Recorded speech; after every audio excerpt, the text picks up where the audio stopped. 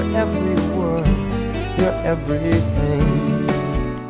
Welcome to Thursday's Thought. This is like my fourth try. I've been having technical difficulties, so my little buddy spent all his energy being fun and crazy and enjoying me being at home with him all day right now. Just wanted to present this. I'm sure most of you, if not all of you, are well aware of the current predicament our world finds itself in. Some may call it an epidemic. We really have two different extremes the way that it's approached. We have those that say, it's not a big deal, we'll get over it. You know, everybody's fine with making too big of a deal about it. And then we have those who are going crazy, prepping, buying up all the food, water, and even toilet paper, you know, just take a shower, that is out there. And I think there's a healthy medium. I think we don't need to live in fear because we know that this is not a surprise to our Maker, our Heavenly Father. I do believe we need to use wisdom. Even though it is affecting mostly those with previous health conditions or elderly, it does affect young, healthy people, maybe not as severe, but it will affect them a little bit. And then the thing is that we can be carriers and bring it to those who would be more susceptible to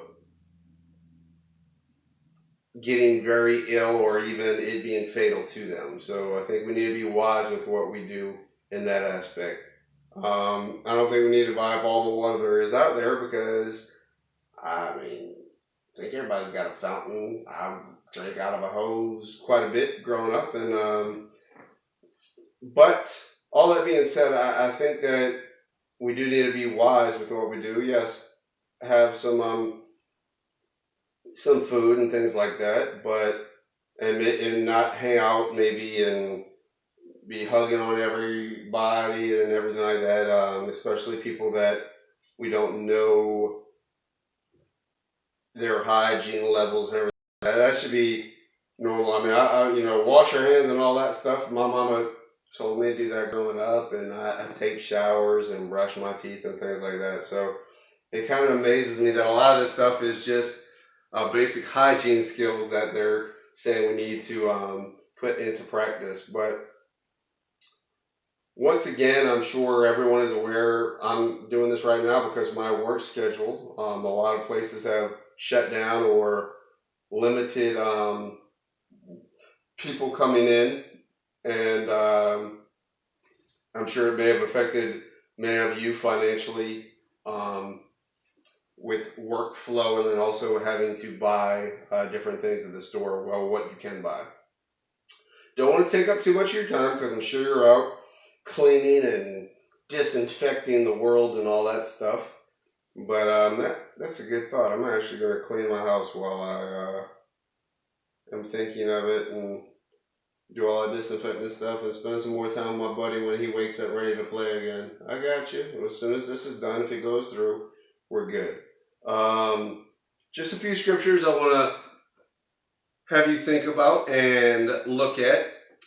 Like I said, we don't need to really have fear. And we see that in John 16:33. I didn't have a pen, so I put it on this, and it might be easier for me. I have said these things to you, that in me you may have peace. Not in your supply, all the stockpiles of tissue you have and all the water and bread. But in me you may have peace. In this world you will have tribulation. You will have different things that come along. This may be one of them. I'm sure you've dealt with many other things and will deal with many other things in this life. But take heart. I have overcome the world. Greater is he who is in us.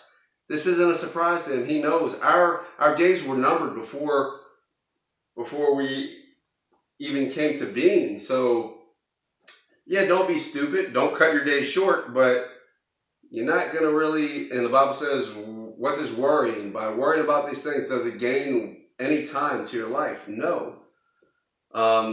But we do need to use wisdom. And if you're questioning, oh, this person says this person says that, God says, hey, we see in James 1:5, he says, if any of you lacks wisdom, let him ask God, who gives generously to all without reproach, and it will be given him.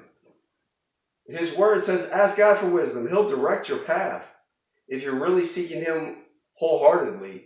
And then once again, fear not, because we know how this all ends. God is in control, and in the end, we will be with him for eternity in a place where no sickness, disease, or anything like that will be. We see that in Revelations 17:14, the last book of the Bible. He's talking about Satan and all of his little demons and the evil powers. These will wage war against the Lamb, and the Lamb will overcome them, because he is Lord of lords and King of kings, and those who are with him are called chosen and faithful. So once again, take heart in this whole situation. Use wisdom, but don't be in fear. Know that God has you. The world's crazy, but we're covered. Greater is he who is in us than he who is in the world. He's got this. He has overcome the world. Love you guys. Let me see if I can give you a little piece with my buddy who is resting up, ready, I'm sure, in a little bit for another round of play. But if you can't find peace, trust in God, and also look upon that little face, man. That little buddy, he's so peaceful.